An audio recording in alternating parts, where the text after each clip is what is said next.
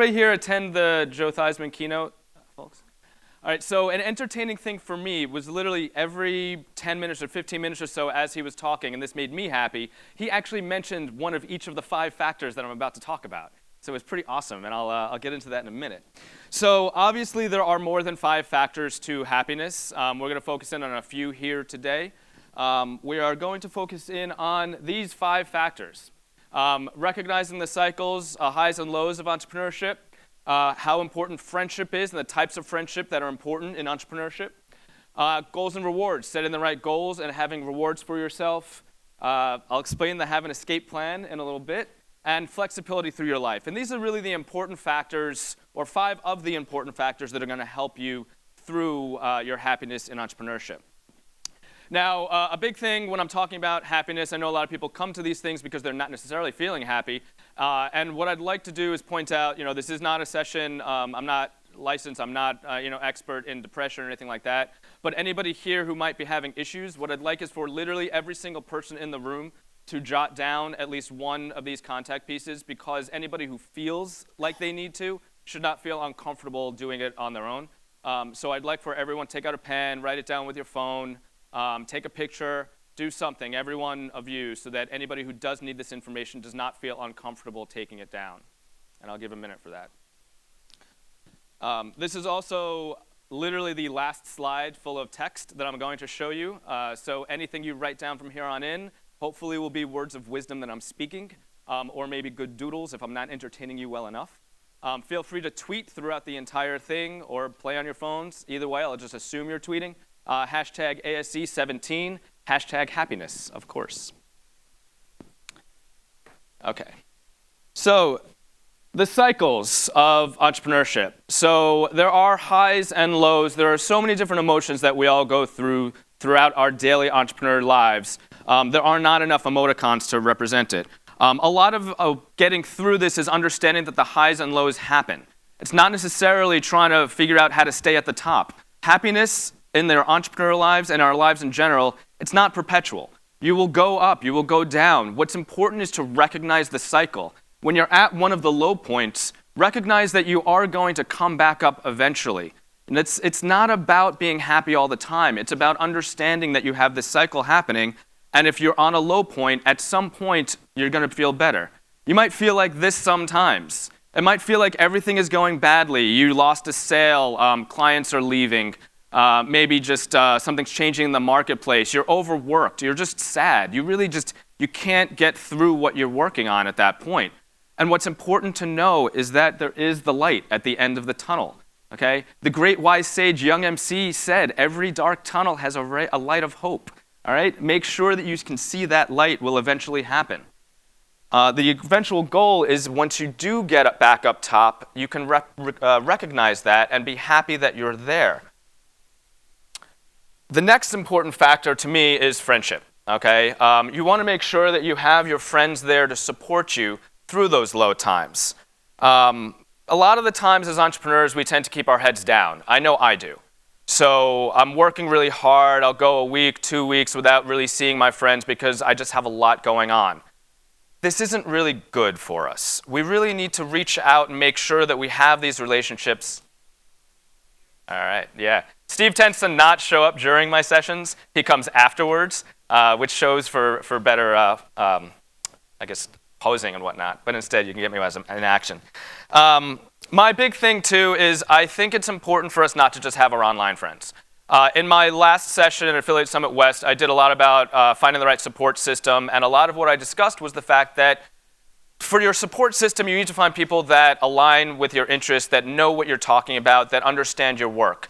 You can't necessarily find that in person, so you do have to go for online groups, Facebook, LinkedIn, etc. But there is a huge, huge, huge important factor for not having your entire life be online, to be able to touch your friends, to be able to see them in person, even if it's just once per year. You need that in-person relationship because you can't build a fort out of cardboard boxes online. You can't sit down with somebody and have a real heart-to-heart online. You need to be able to do the in-person aspects in order to help you reach your happiness. The other important factor is that your friends need to be there to remind you that things are going to get better.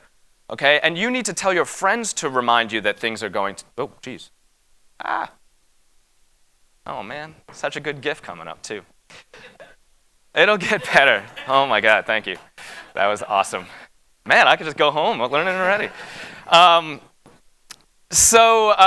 big important thing is for your friends to understand where you're coming from, and true friends will understand you.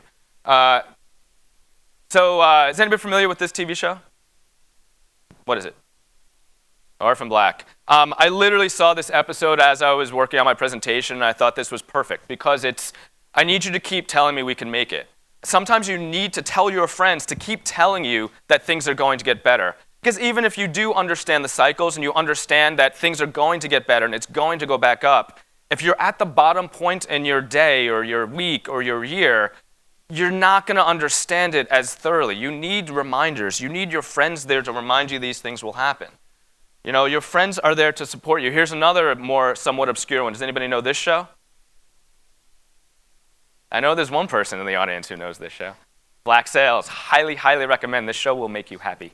All right. So it's important. You know, you need to have that reiteration that things are going to get better and that you're going to be happy from your friends.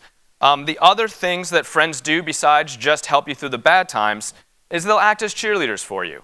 Your friends are the ones who are most likely to support you and cheer for you and make you feel better about yourself. This is a big thing that Theismann said. He referenced that. He referenced how important it is for you to feel that feedback, for you to get that happiness and hear the accolades coming from other people. If you don't have your friends around, if you don't have your cheerleaders around, even if you're doing great things, you can pat yourself on the back all you want, but you won't necessarily feel that outward side. And you need to get those accolades. We all need it. We're all very, egotistical people, I suppose. We need to hear that we're doing a great job. We need to hear that things are going well. What you also need is you need to have your biggest fan, all right? You need to figure out who the people are in your life who will root for you no matter what. And this occurred to me a couple of weeks ago when I wasn't necessarily feeling great, and I had somebody that responded to me and said, you know what, but this is what you're doing, and started listing off all these awesome things that I had accomplished in the past year. That biggest fan was such an important factor in me feeling great about myself and feeling happy again. Does anybody here, you don't have to name it now, but anybody here, can you think about people in your lives that are cheerleaders for you and that are your biggest fans? A couple of nods. I hope you all have it. If you don't, find somebody. And it doesn't, again, have to be a client. It doesn't have to be a family member. It doesn't have to be anybody who really understands what you do at all. They have to just be there to support you. Oh, the other important thing here. All right, so we're all entrepreneurs. We all I feel, are pretty competitive. How many people in the room are very competitive in their lives? Right? All right, so another aspect to this is despite our competitiveness and our desire to do better than our friends and better than the people next to us, be somebody else's biggest fan as well. Find at least one person that you will follow and be so excited for them every time something good happens to them. Okay, this will innately make you feel happier as well because you will revel in their goals as well. You'll see them succeed and you'll be even more inspired for yourself to succeed. Don't look at necessarily famous people. Pick out somebody that you can be the biggest fan and be supportive of them. Maybe somebody in this room. So everybody then gets their biggest fans. Our next big factor is having not just goals, but rewards. Theismann talked about this. Having goals is important for our daily lives. We could do an entire other session for a few hours on how to do proper goal setting and figuring out the right rewards. But the important thing is just understanding that the goals aren't just important, the rewards are, and they have to be realistic. You have to look at what you're experiencing and make sure it is truly accurate, that you're being realistic in what your goals are. Fooling yourself is not going to lead to happiness, it's going to lead to sorrow. Because if you set goals that are not reachable, then you're just going to forever be trying to hit that goal and you never will. So setting a reasonable goal and not just some extreme goal that you'll never get to, that is going to help you reach those goals, and in turn, that will help you with your happiness. Another big piece, once you do reach that goal, is make sure that you're rewarding yourself. Don't just hit a goal and feel good and say, hey, I hit my goal and that was great. Actually reward yourself. And I'm a really, really big fan, and what really helps my happiness level throughout the day, throughout the week, is setting really, really small goals. And I'll say, you know what, I need to rewrite copy on this particular brochure.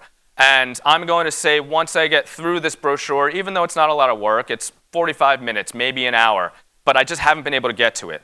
Once I get through that hour, once I get that accomplished, I'm going to give myself a tiny little goal. I'm going to go and play Xbox for 15 minutes, or I'm going to go watch TV, one of the shows that I really love. I'm going to do something that rewards me. Maybe I'm going to go to the gym. Maybe I'm going to do anything that makes me happy.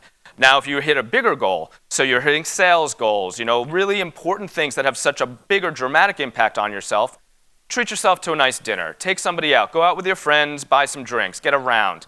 Do something to give yourself that reward and that positive feedback for yourself. Treat yourself is the important lesson there. Not just setting the goals, but making sure you're giving yourself those rewards. The next one, having an escape plan. And I'm not referring here to having an escape plan if work's not going well and you just want to get out of work. I'm not saying, leave your job, leave your career. The escape plan I'm referring to is getting out of your own head. All right? Have an escape plan. Have a way to say work is becoming so stressful, I need to take a step back and I need a way to just escape out of my mindset. The cool thing that is beneficial here is we all have a lot of different aspects, of different things that we use to escape. What do you guys use? So reading, playing video games, watching a movie, just having a damn fine cup of coffee. What do you guys use to escape from your everyday stresses? Over here, yoga. Sorry, left side. All right, yoga. So yoga is a good escape. That's excellent because that's mind and body. What else? Running, mind and body again. We're a very physically active group. Are there any non-physically active things that y'all to do to escape?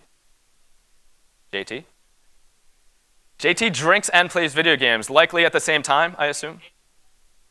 And live on the internet. Should we promote your Twitch channel here? I like music. Listen to music. Research. Okay. Do you, so music, so you can have listening, you could have making music, you could have research music, you can have finding new music. What else? Any other ideas for other people in the audience here? Meditation. That's another good session coming up this afternoon that I recommend you all go to. But the ultimate point is to try to find something that does give you that release.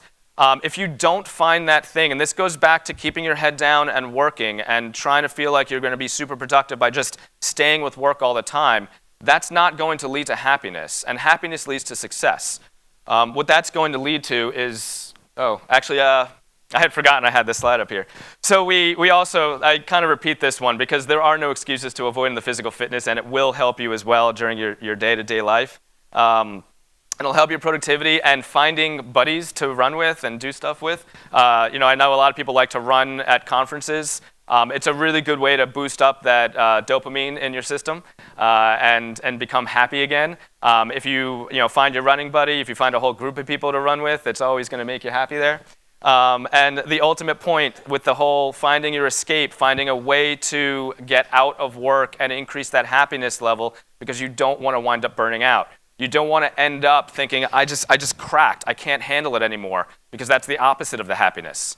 All right, you need to make sure that you're stepping back and getting outside of your head and getting outside of the work. And my fifth and final for now method of making sure that you stay happy in your entrepreneurial life is making sure that you stay flexible. Okay? Things are going to come at us. Things come at us every day in our entrepreneurial lives. Change always happens. And as entrepreneurs and competitive entrepreneurs, I'm sure that you're very used to it, and most people here are probably used to changing gears whenever things pop up. But it's really important to recognize this need. And if you're not quite there yet, you might be the type of person where something comes up and change occurs and you're too rigid. You can't necessarily adjust yourself quickly enough. That's going to lead to failure and sorrow. So another aspect of making sure that you keep your happiness factors high is making sure that you're able to adjust yourself to those changing times. It doesn't necessarily mean you're failing. Just because you have to shift gears doesn't mean that you haven't succeeded. Again, as Steinmarc said earlier, and I keep referencing him, it's not a failure, it's an educational experience. All right, these are opportunities for us to learn and improve ourselves, so that should always make you happy. One thing to just make sure is that you don't shift gears too much, because that really will just helps you or forces you to lose focus, and that'll be an ultimate detriment to you. Now, even though I've given you my 5 factors, I'm going to give you one more bonus factor, and that's having a purpose, okay? You want to make sure that you know the purpose for what you are doing. Your purpose can be anything from, trying to change the world with this brand new app that you've created, or it could be providing for your family. It could be helping to raise enough money for yourself that you can then go and donate to charity. It could be just raising enough money so that you can go and buy a boat. But just knowing the end purpose, and I do recommend having something that is charitable involved and like trying to improve society, it really helps you feel better about yourself and what you're doing. Because then some of the hard work, the negative things that you'll experience will turn into positives because you realize that you're going through it for an ultimate goal. And that's going to be a really big factor in reaching your happiness. One problem is don't let other people set your purpose for you.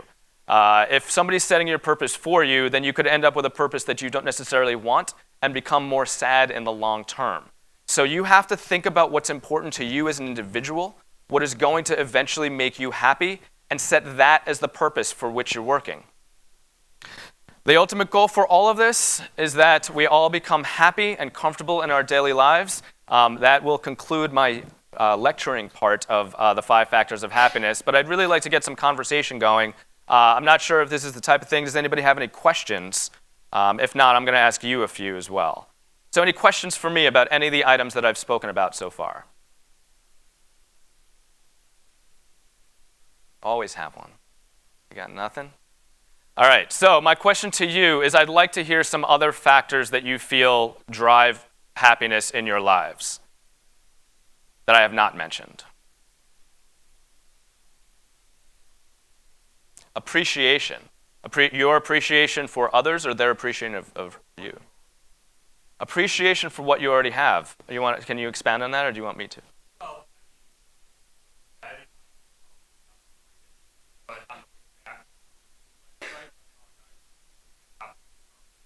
Okay. So appreciation for what you have as compared to what you might not have. Or so Eric's example was that the bed in his hotel, it's not super awesome. But on the way back last night from last night's event, he saw an individual sleeping on a construction barrier and recognized how much better and helped him appreciate what he has. So that does happen as well. And again, in this competitive entrepreneurial world that we live in, we see the YouTube videos, we see the ads on Facebook, which are all fake, about people that say, hey, look at my jet, look at this, look at that. Most of us know that it's not realistic. But we can't really look at those things and say, well, I don't have that, I feel bad about myself. We should look at what we do have. We have our family, we have our house, we have our apartment, we have our life, we have our video game systems, we have our Twitch channel, we have whatever makes us happy. Those are things that we can appreciate even more than, the things that we eventually will get. Very good. What else? Yes?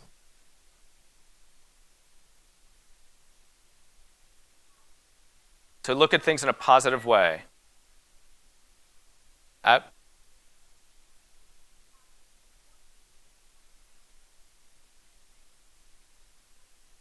So focusing on the positive, also I agree so much, extremely important factor in happiness. If you do dwell on the negative, she was saying if you dwell on the negative, it's just going to bring you down, whereas if you focus on the positive all the time, that will help lift you up. I do think we need to recognize the negative, and I don't think that you were saying not to. It's more of the dwelling. It's, you recognize that something negative might have occurred, you switch gears, and you move forward with the positives. Focus on those positive aspects of what is happening, and start making a list. With the goals and rewards, you don't have to just keep track of what your goals are. You can keep track of anything positive that happens. So if you have a list of all the positive things that are happening throughout your workday or throughout your life, that'll help you refer back to that list and feel happy and appreciate everything that you have again. Excellent. Thank you. Yes? Extension.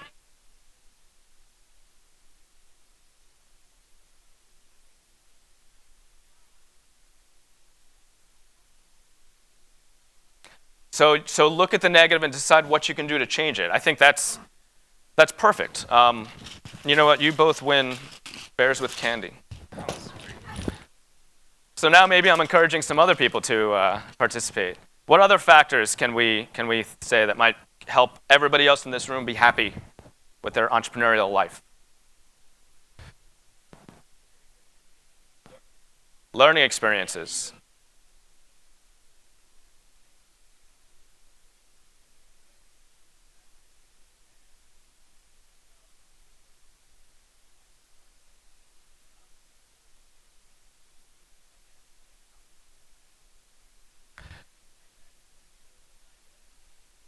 Oh, that's right.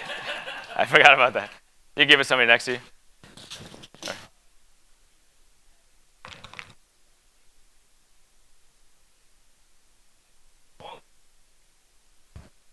No, that's a caffeine gum. I don't know if it has sugar though. All right.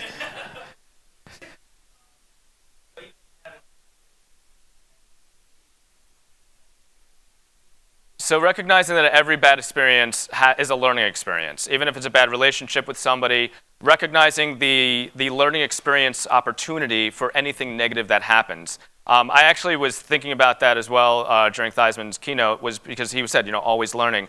And I probably should have included that as a factor. I'm a true believer that part of the reason why I stay happy is that one of my escapes is listening to podcasts. And I try to focus on podcasts where I'm learning something new that is completely unrelated to my world. So while I do listen to sales and marketing, all that, I also listen to Surprisingly Awesome. I listen to 99% Invisible. They're off the wall, educational experiences that I would never have thought about. The world's first deep sea diver, for example. So it's really interesting, and it's good to get outside of your mind and to recognize learning experiences from all the negative things that pop up. Everything is an educational experience. And then just take educational experiences. Keep learning. Very good feedback there.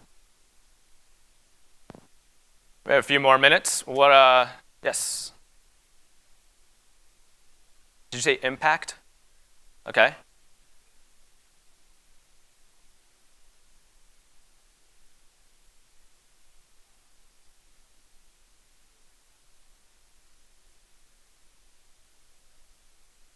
So working on something that has a direct impact, for example, building an app. I'm repeating for the folks at home. Building an app that feeds 100,000 homeless people, that gives you inspiration and having that impact.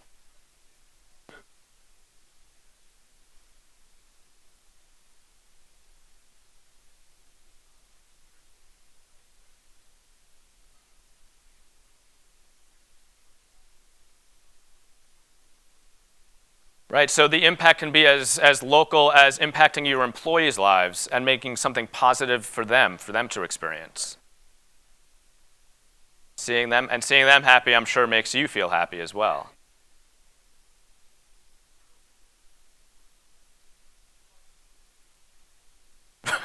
Right. So that is a theme too. Do not be an asshole company. Is JT's advice here. But seeing the impact that you have on your employees and their families, I think that's great too, because it's their families. It's happiness. It radiates. So if you're making your employees happy, they're making their families happy. That happiness is going to come back to you as well. Get your candy. Yes.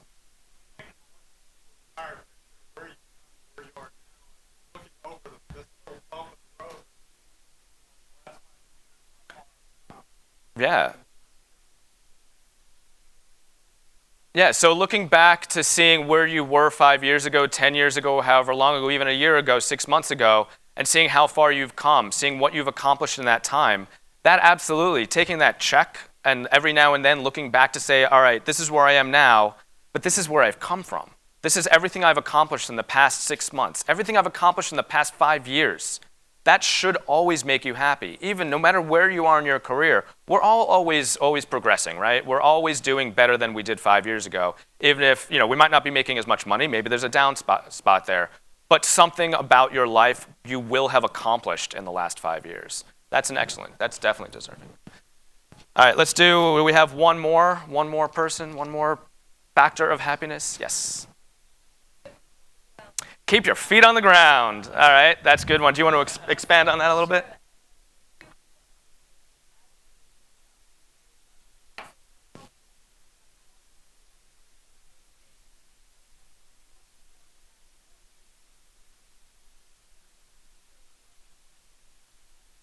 That is great. So her point is that you're keeping yourself grounded because even if things did happen to bring you all the way up here and through to your heaven, falling from heaven is so much more painful than falling from standing on the ground.